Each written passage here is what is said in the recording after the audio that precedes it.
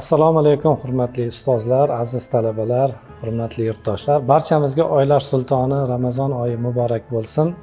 Mana yurtimizda Ramazon oyi juda katta bir ko'tarinki ruh, kayfiyat bilan, shukuh bilan qabul qilinyapti. Albatta bu oy prezidentimiz farmoni bilan yurtimizda mehr-muruvvat, saxovat, mehribonlik oyi deb e'lon qilindi va juda katta ijtimoiy himoya, qiynalganlarga, kasalmandlarga, muhtojlarga yordam ko'rsatish bo'yicha tadbirlar belgilandi. Albatta bu hammasi bizni islom dinida belgilangan qadriyatlar ta'limotimizda bor va bizning xalqimizda avvalambor mana shu Ramazon oyi arafasida mana bizni Toshkentda ham shaklik deyiladi. Qariyalarni, bemorlarni borib ko'rish an'anasi qadimdan mavjud va Ramazon oyida albatta hammamiz Alloh taologa ibodatlarimizni kuchaytirib, kunduzi ro'za tutib, kechqurunlari ibodatlarda qoyim bo'lish barobarida buning orqasida turgan asosiy maqsad Allohga taqvoni kuchaytirish barobarida o'zimizni xokisorlik ila, ya'ni har bir inson qanday bir qiyin ahvolga tushganda asliyati qanday bo'ladi, boshqa muhtojlarni ko'rganda ularga qanday yordam qilish kerakligi haqida o'ylaydi va bu Ramazon oyi avvalo tavba oyi o'laroq biz gunohlarimizga, qilgan xatolarimizga kechirim so'raymiz. Ularni qayta qilmaslikka rejalar qilib o'z hayotimizni tizimga, tartibga solamiz. Va shu bilan birgalikda mag'firat oyi va bu mehribonlik oyi o'laroq biz faqatgina musulmonlar emas, yurtimizdagi har bitta inson, qo'ni qo'shnimizga, yaqin uzoqdagi bizni tanishlarimiz, birga ishlaydigan safdoshlarimiz bo'lishi mumkin.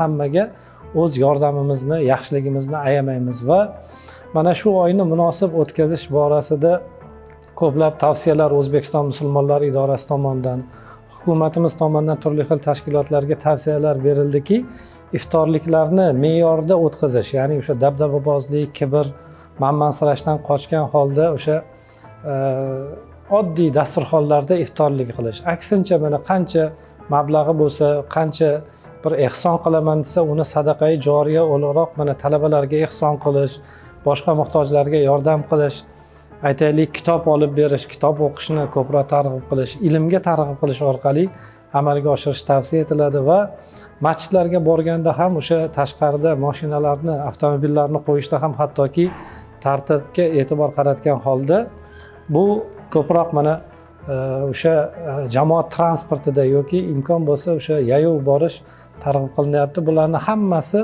har bitta insonni Ramazon oyida qayta tarbiyalanib, o'zini bir tartibga keltirib, Ramazondan keyin yana 11 oy davomida mana shu namunali bir inson bo'lishi, xulqida, atvorida, o'zini yurish-turishida Alloh taolo o'sha buyurgan hadislarda kelgan bir mukammal inson bo'lishga harakat qilishiga chaqiriq bo'ladi.